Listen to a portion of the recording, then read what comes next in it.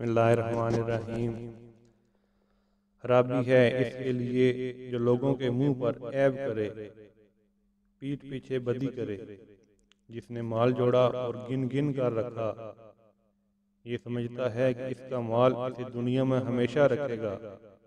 हरगज नहीं, जरूर वो रोंदने वाली में फेंका जाएगा। और तूने क्या जाना कि क्या है रोंदने वाली? अल्लाह की आग के भड़क रही है, वो जो दिलों पर चढ़ जाएगी।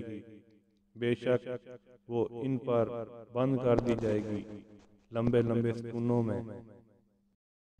बिस्मिल्लाहिर्रहमानिर्रहीम।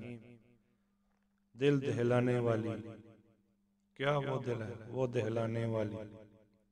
और तू क्या जाना क्या है दहलाने वाली?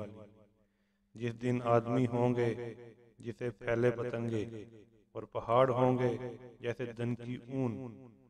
तो जिसकी तोलें भारी हुई वो तो मन माने ऐश में है, और जिसकी तोलें हल्की हुई वो नीचा दिखाने वाली गोद में।